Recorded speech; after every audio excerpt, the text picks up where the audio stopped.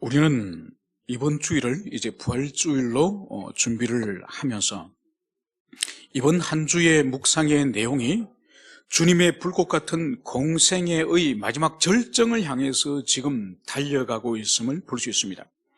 그래서 마지막 만찬을 주님께서 이제 제자들과 함께 하시면서 성만찬을 제정하시고, 그리고 이제는 겟세마네로 가셔서 이제 제자들과 함께 간절히 기도하시기를 원하셨고, 그 자리에서 주님께서는 붙잡히신 것이죠. 그리고 이제는 빌라도와 헤롯과 공회를 오가면서 주님께서는 아주 지리하고 힘든 하룻밤의 재판을 보내신 것을 볼 수 있습니다. 그리고 마지막 이 빌라도의 법정에서 사형을 언도받으시고, 그리고 이제는 채찍을 맞으시고 십자가를 지시고 골고다로 올라가는 그 과정의 이야기를 우리 오늘 금요일 날 묵상을 하였습니다. 여러분, 우리가 여기서 잠시 살펴볼 것은 주님이 지금 이제 공생의 마지막에 죽음의 길, 이 십자가 대속의 길을 올라가는데, 여기에서 우리가 주목해 볼 것은 주님이 죽으시는 죽음의 시점, 죽음의 시기와 죽음의 방식에 관해서 우리가 잠시 생각을 할 필요가 있습니다. 여러분, 주님의 죽으심은 유월절에 맞춰서 주님은 죽으시는 것입니다. 1년이 365일의 시간이 있지만은 그 많고 많은 날 가운데서 이 유월절, 즉 모세로부터 시작한 이 출애굽의 이 사건이었던 이 첫 번째 유월절부터 지금 주님이 죽으시는 이 시점까지 약 1500년의 시간이 흘렀습니다. 이 1500년 동안 유월절만 되면 어린 양을 잡아서 그 한 해의 죄를 속하고 백성들의 자신의 또 그 가정의 죄 사함을 얻지 않습니까? 바로 어린 양이 죽는 그 유월절의 시점에 맞춰서 주님이 죽으시는 것을 볼 수 있습니다. 여러분, 이것은 일찍이 세례 요한이 우리 주님을 향해서 무엇라고 불렀습니까? 세상의 죄를 지고 가는 하나님의 어린 양이로다. 그러니까 세례 요한도 정확하게 예수님이 이 세상에 왜 오셨는지, 그리고 그분이 오신 궁극적인 사역의 목적은 바로 어린 양이 유월절의 죽임을 당하듯이 우리 주님께서도 모든 인류와 오고 오는 인생들의 대속을 위해서 주님께서 죽으실 것을 세례 요한은 그것을 예고한 것이죠. 그래서 우리 주님께서는 이제 유월절에 임박하여서 예루살렘으로 들어오시고, 이제 유월절에 임박하여서 이제 말씀 사역을 이제는 마치시고, 그리고 마지막 유월절 음식을 잡수신 이후에 이제 붙잡히시고 재판을 드디어 끝내시고 사형을 언도받으신 거죠. 그래서 주님은 유월절 어린 양으로 오셨기 때문에 어린 양의 죽음의 그 시점에 맞춰서 주님도 죽으시는 것을 볼 수 있고, 그리고 주님의 죽음의 방식이 이제 빌라도를 통해서 십자가의 사형의 선고를 받지 않습니까? 그죠? 여러분, 우리가 알다시피 복음서 안에서 예수님이 생명의 위협을 당한 적이 여러분 기억하시죠? 어떤 때에 우리 주님께서 생명의 위협을 당하셨습니까? 주님은 출생하자마자 헤롯에 의해서 이 베들레헴 지경에 있는 모든 2살 미만의 어린아이들을 다 죽이라고 하는 영아 살해의 명령을 이제 받고, 이제 군사들이 2살 미만의 모든 사내 아이를 다 죽였지 않습니까? 그때 우리 주님도 죽음의 경각에 이르렀지만은 하나님의 천사가 이집트로 피신하라, 그 메시지를 주는 바람에 이제 주님의 육신의 부모들이 우리 주님을 데리고 야반도주 하다시피 이집트로 가셔서 죽지 않았지 않습니까? 여러분, 이렇게 해서 사탄이 헤롯의 심령을 충동하여서 헤롯의 칼을 통해서 그 어린 생명들을 학살한 그 사건을 우리는 알고 있습니다. 또 한 번의 명백한 주님의 생명을 위협한 사건이 어디에 등장하죠? 그것은 바로 주님께서 이제 세례를 받으시고 이제 광야에 나가셔서 40일 동안 금식을 하시면서 사단의 모든 유혹을 물리치시고 제일 먼저 돌아가신 곳이 어디입니까? 당신의 고향 갈릴리 나사렛으로 돌아가지 않았습니까? 갈릴리 나사렛 회당에 가셔서 주님께서는 하나님 나라의 복음을 드디어 전가하신 거죠. 그래서 이사야 말씀 희년의 도래에 관한 부분을 펼쳐서 주님은 고향 사람들에게 이렇게 말씀하셨습니다. 너희들의 눈앞에, 당신들의 눈앞에 희년이 이루어졌다. 이것은 바로 구약에서 희년의 성취는 메시아의 도래, 메시아의 이 땅에 오심을 그것을 의미하거든요. 그러니까 고향 사람에게 평생에 자라면서 아버지 목소의 일을 이어받아서 그 일을 하였던 이 예수, 이 당신 본인께서 당신이 고향 사람들에게 메시아임을 선언한 거죠. 그 결과 어떤 일이 벌어졌습니까? 고향 사람들이 다 아멘, 할렐루야 이러면서 예수님을 영접했습니까? 아니죠, 그죠? 성경은 예수님을 붙잡아서 그 갈릴리 나사렛에 높은 절벽으로 주님을 끌고 가서 집어 던져서 죽이려고 했습니다. 그런데 주님의 때가 아니기 때문에 주님께서는 이 군중들 사이를 유유히 지나갔다고 성경은 말씀을 하고 있습니다. 그래서 이 유대교 이 지도자들은 예수님을 죽이려고 공생기간에 여러 번 시도하고 여러 번 음모를 꾸몄지만은 결코 예수님의 죽음은 이 악인들, 이 원수들이 그 예수님의 죽음의 시점을 결정할 수 있는 것이 아니고, 그리고 죽음의 방식 또한 칼로서 죽이거나 절벽에 떨어뜨려서 주님을 죽일 수 있는 것이 아니죠. 그것이 바로 무엇입니까? 바로 모든 인생들, 모든 인류를 대신하여 대속적인 죽음의 방식, 그 죽음의 방식으로 주님은 죽으셔야 되는 거예요. 이 죽음의 방식에 대해서 바로 유대교 지도자들 그리고 그 악인들이 우리 주님의 죽음의 방식을 절묘하게 그들이 생각을 해냅니다. 그 악한 꾀를 통해서 최종적으로 도달하는 주님의 살해의 방법이 뭐죠? 십자가의 죽음이에요. 왜냐하면은 당시에 보십시오. 우리 예수님의 공생의 사역을 통해서 그 전의 이 유대교의 이 신앙의 이 중심이 뭐였습니까? 예루살렘 성전을 중심으로 하고 이 성전의 제사장이 제사를 드림으로, 그리고 율법에 관해서는 바리새인과 서기관들이 백성들의 교사가 되어서 율법을 가르쳤습니다. 그래서 제사장과 율법학자들과 이 바리새인들이 이 유대교의 이 종교의 핵심적인 그런 인물들이에요. 그런데 예수님이 이제 공생의 가운데 등장하자 어떤 일이 벌어졌습니까? 이제 백성들은 이 성전과 바리새인과 이 율법학자보다는 우리 주님을 더 열심히 쫓아온 거죠. 왜냐하면은 살아계신 우리 주님께서 바로 놀라운 이적과 표적을 행해서 죽은 자를 살리고 귀신을 쫓고 그리고 모든 병든 자를 치유할 뿐만 아니라 우리 주님의 하나님 아버지의 말씀을 생생하게 권세와 능력 있는 말씀을 가르쳤습니다.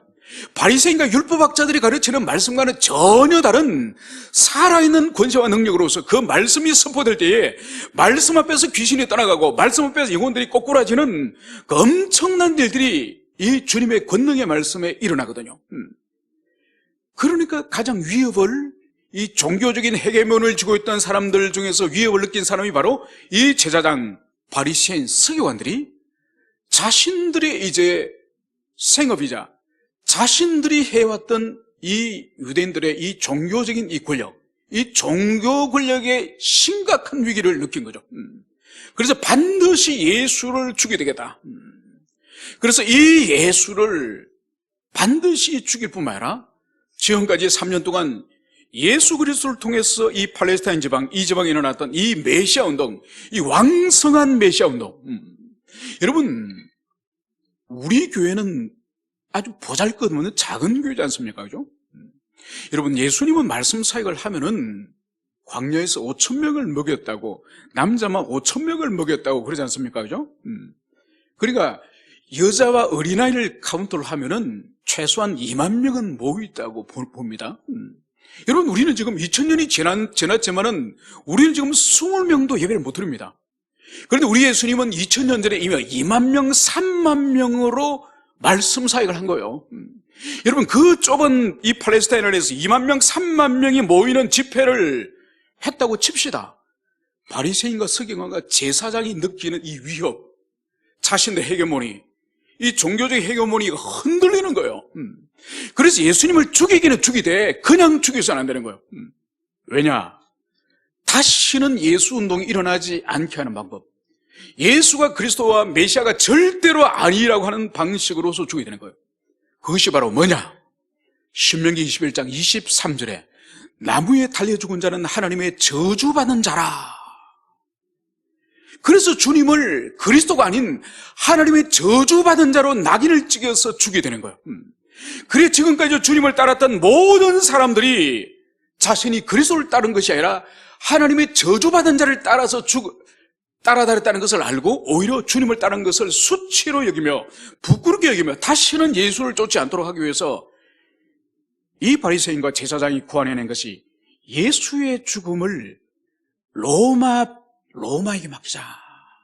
로마 제국이 가지고 있는 절묘한 나무에 달아 죽인 이 십자가형으로 예수를 죽이면 신명기 말씀이 그대로 성취되어서 예수는 메시아는커녕 하나님의 저주받은 자로 죽었기 때문에 다시는 이 유대인들이 예수를 따르지 않을 것이다. 이 확신을 가지고 바로 제사장과 이 서기관과 이 바리새인들이 예수를 빌라도의 법정으로 세워서 빌라도에게 사형을 언도하도록 하고 그 사형 방식이 십자가 나무 위에 죽는 방식으로 선택을 한 거예요. 얼마나 절묘한 지혜예요, 그죠? 이 바리새인과 서기관과 그리고 그 배후의 역사는 이 사탄의 절묘한 지혜죠. 예수를 하나님께 저주받은 자로 죽음으로 말미암아서 더 이상 메시아의 운동을 완전히 종식시키고자 하는 이 절묘한 이 악인의 이 꾀. 그런데 바로 이 악인의 이 꾀를 주님이 그대로 받으셔서 그대로 주님께서는 담당하시고 그 재판과 그 현장 앞에서 한 말씀도 자기를 변호하거나 변정하지 않고 온전히 죄를 뒤집어쓰고 온전히 자기 자신이 죄인임을 마치 스스로 인정하는 것처럼 그것이 바로 뭐죠? 바로 모든 인생들을 위해서 대신 죄를 담당하시고 그리고 하나님의 저주를 비록 자신은 죄 없는 무엄한 인생이고 무엄한 하나님이시지만은 아버지가 내리시는 모든 저주를 주님이 그대로 짊어지신 거죠. 이것이 하나님의 무한한 지혜이신 십자가의 대속적인 죽음이라는 것을 우리는 알고 있습니다. 이제 우리가 오늘 본문으로 이제 돌아가면은 달린 행악자 중 하나는 여러분 이미 주님을 비롯하여서 주님 좌우에 두 명의 강도가 함께 십자가에 매달려 있습니다. 이미 오늘 본문은 이미 매달려 있는 달려 있는 상태의 오늘 행악자 중 한 사람이 오늘 주님을 비방하여 이렇게 말씀을 합니다. 내가 그리스도가 아니냐 너와 우리를 구원하라 하되. 여러분 마태복음에서는 우리 주님 좌우 양편에 매달려 있는 두 강도에 대해서 더 세밀하게 기록을 하고 있습니다. 마태복음에서는 주님 좌우에 매달려 있는 이 강도들이 두 사람이 모두 다 처음에는 예수님을 비방합니다. 너가 메시아면 우리와 너를 이제 내려오게 하라. 이렇게 주님을 조롱하는 것을 볼 수 있습니다. 그런데 이 누가복음에서는 이 두 사람에게 있어서 다른 반응을 오늘 기록을 하고 있으니 두 행악자 중에 한 사람이 오늘 내가 그리스도가 아니냐 너와 우리를 구원하라. 이제 한 명의 이제 행악자 매달린 사람이 이제 주님을 향해서 당신이 그리스도라면 이제 우리를 구원하라. 이렇게 오늘 우리 주님을 비방하는 것을 여기서 볼 수 있습니다. 이 모습을 지켜봤던 오늘 40절에서는 다른 사람의 오늘 진술을 오늘 40절과 41절에서 말씀을 하고 있습니다. 하나는 그 사람을 꾸짖어 이르되 내가 동일한 정죄를 받고서도 하나님을 두려워하지 아니하느냐. 우리는 우리가 행한 일에 상당한 보응을 받는 것이니 이에 당연하거니와 이 사람이 행한 것은 옳지 않은 것이 없느니라. 여러분 두 사람이 원래 십자가에 처음에 매달려 있을 때는 동일하게 예수님을 비난하고 조롱하였던 이 두 강도 가운데에서 한 사람은 여전히 주님을 조롱하고 비난하고 있지만은 오늘 또 다른 한 사람은 옆에 있는 자기 동료를 오늘 꾸짖었음을 여기서 볼 수 있습니다. 그러면서 너가 동일한 정죄를 받고도 이제 하나님을 두려워하지 않느냐. 여러분 이 강도의 이 말 속에서 볼 수 있는 것이 뭔가요? 이 강도에게 있어서는 하나님에 대한 경외의 마음, 두려워하는 마음이 여기 있음을 그것을 볼 수 있습니다. 여러분, 히브리인들에게 있어서 하나님을 두려워하는 이 경외의 마음에 가장 중요한 그런 요소 중에 하나가 뭔가 하니까 자신의 모든 지상의 행실을 주님께서 알고 계시고, 그리고 이 죽음 이후에 지상의 모든 행실에 대해서는 반드시 심판하시는 하나님이라는 것을 인정하는 것이 바로 하나님을 경외함이라고 볼 수 있는 거죠. 그래서 이 강도가 도대체 무슨 일을 했는지를 성경은 명백하게 말하고 있지 않습니다. 그런데 우리가 추론해 볼 수 있는 것은 빌라도가 우리 주님과 강도 한 사람을 명절을 맞이해서 놓아줄 수 있는 권한이 총독에게 있지 않습니까? 그래서 그곳에서 이제 이 강도를 설명할 때에 밀란을 행하고 살인을 하였다, 이 말씀을 하고 있는 거죠. 그래서 추론해 볼 때 단순한 도적이나 강도가 아닙니다. 그리고 우리 흔히 주님 좌우편에 매달린 두 강도라 부르지만은 더 엄밀히 생각해 볼 때는 밀란, 즉 로마 당국을 향해서 저항한 민족 독립투사 같은 그런 성격의 사람입니다. 그래서 바라바와 함께 아마 이 사람들도 함께 붙잡혔던 모양이죠. 그래서 바라바는 이제는 풀려나고, 아마 바라바가 그 밀란의 주동자, 아마 우두머리였던 것 같습니다. 풀려나고 이 두 사람은 주님과 함께 매달린 것이죠. 그래서 이 두 사람은 폭동을 일으키고 그러면서 사람을 죽이는 그런 일을 했음이 분명합니다. 그래서 이 강도는 하나님을 두려워하는 것을 볼 때에 자기 죄에 대해서 분명히 인식을 하고, 그리고 그 죄가 하나님 앞에서 이제 심판을 받을 것이며, 그리고 거기에 자신이 이제는 마음이 녹아지면서 하나님 앞에 자비를 바라는 이 마음이 우리 주님께 있는 것을 볼 수 있습니다. 그래서 동일한 정죄를 받고도 하나님을 두려워하지 않는 다른 강도를 향해서 오늘 이 강도는 꾸짖으면서 우리가 지금 벌을 받는, 우리가 십자가에 매달린 이것은 우리의 행위의 결과, 우리의 죄의 결과이지만은 옆에 있는 이분은 전혀 자신의 행위에 있어서 죄를 찾아볼 수 없는 분이다, 이것을 오늘 이 사람은 말하는 것이죠. 여러분, 이 사람이 우리 주님이 공생의 사역 가운데 설교 사역이나 말씀 사역에 참여했는지 그건 우리 알 수 없습니다. 아니면은 다른 사람에게 우리 주님의 의로우심, 우리 주님의 하나님의 아들 되심, 그리고 그분이 그리스도 되심을 이 강도가 다른 사람에게 소문으로 들을 수도 있습니다. 아니면은 우리 주님께서 이제 십자가에 매달리셔서 이제 있을 때에 34절에서 주님은 이렇게 기도하신 것을 볼 수 있습니다. 아버지, 저들을 사하여 주옵소서. 자기들이 하는 것을 알지 못합니다. 바로 우리 주님을 십자가에 못을 박아놓고 우리 주님을 조롱하고 모욕하고 비난하는 이런 사람을 향해서 그 살찌끼고 피 흘리는 과정 가운데서도 주님은 묵묵히 하나님 아버지께 기도하였습니다. 바로 주님을 조롱하는 저것이 얼마나 큰 죄인지 모르고 저렇게 주님을 비난하고 조롱하는 저 인생을 아버지 불쌍히 여겨 주십시오. 이 기도를 아마 이 강도는 들었을지 모릅니다. 그래서 자신들은 자신의 죽음을 이제는 저주하면서 이 고통을 준 로마 병정과 그 악인들 향해서 비난했지만은 우리 주님은 그 죽음을 기꺼이 받아들이시는, 어린 양처럼 자기 죽음을 받아들이시는 그런 모습과, 그리고 오히려 자신을 죽이고 해코지하는 이 모든 사람을 향해서 오히려 하나님 아버지께, 하나님, 저들은 자신의 지금 죄가, 자신의 행위가 어떤 것인지 모릅니다. 하나님, 저들을 용서해 주십시오. 이 모습을 이 강도가 그것을 옆에서 목격하고, 아, 이분은 내가 소문으로 들었던, 내가 다른 사람에게 말로만 들었던 그리스도가 이분이 진짜 맞구나. 이분에게는 어떠한 죄와 허물을 찾아볼 수가 없겠구나.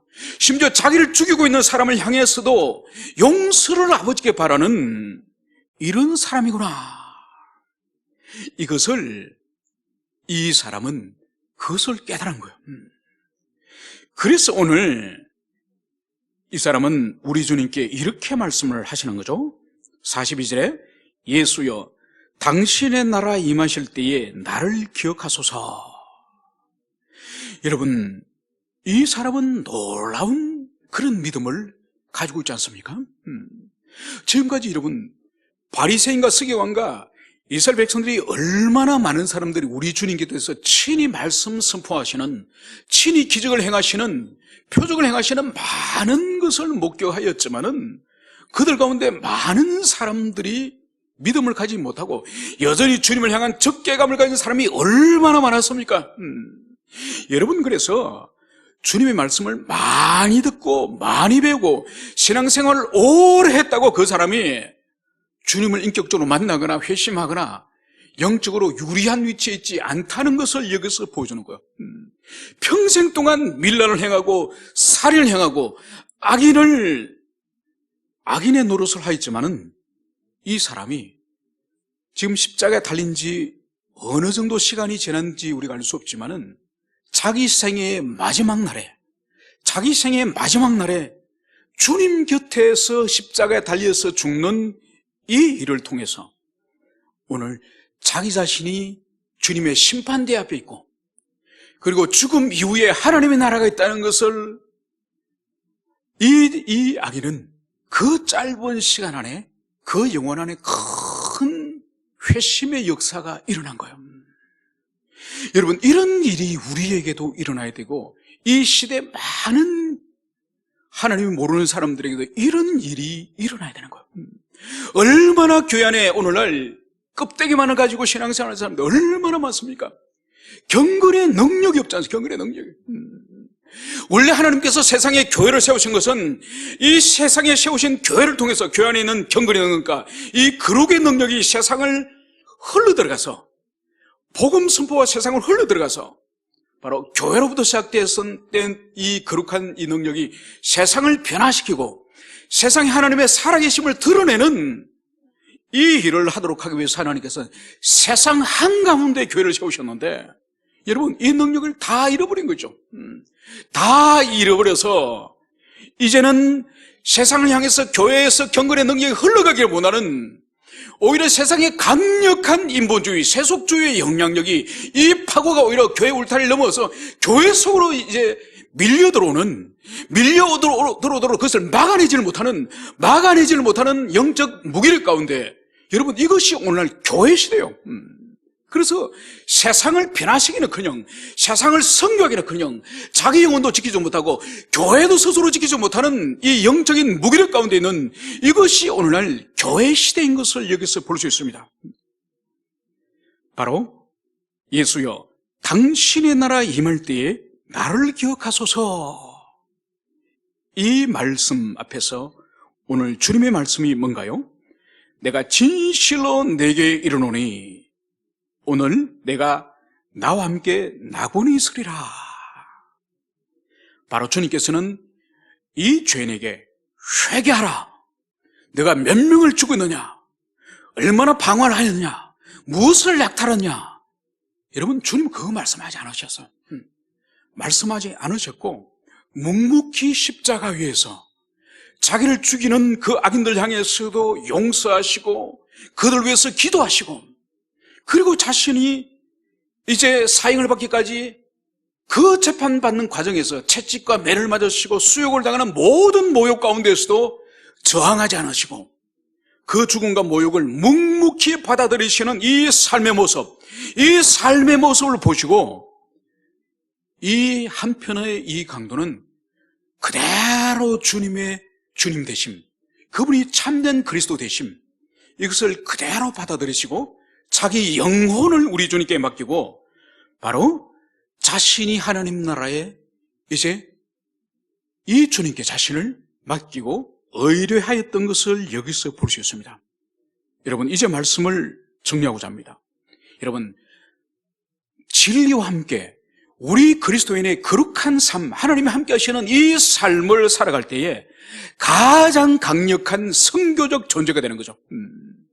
여러분, 우리 주님의 한 말씀도 재판을 받는 그 시점부터 오늘 죽으시는 이 십자가에서 한 말씀도 옆에 있는 사람들에게 선교하거나 전도하지 않았더라도 주님의 이 죽어가는 이 마지막의 모습을 보고 이 사람의 영혼에 놀라운 변화가 일어나는 것처럼 우리가 입으로 복음을 전할 뿐만 아니라 복음에 합치되는 이 거룩한 경건한 삶, 이 죄와 싸우고 우리 자신에 있는 내면에 있는 이 부패성과 싸울 때에 밖으로 아주 고결한 이 경건한 삶이 흘러나오는 것이요. 바로 그때에 이 세상의 악인들, 이 세상의 불신자들이 하나님의 살아계심, 바로 우리와 함께 하시는 하나님의 역사, 그것을 보고 그들 마음에 주님께서, 성령께서 역사하심을 우리가 가슴에 새기시기를 바랍니다. 그래서 십자가의 마지막 죽으시는 그 순간까지 영혼 구원을 멈추지 않으시는 이 주님의 열정, 이 열정을 우리 모든 지체들이 가슴에 새기시기를 축원합니다. 함께 기도하시겠습니다.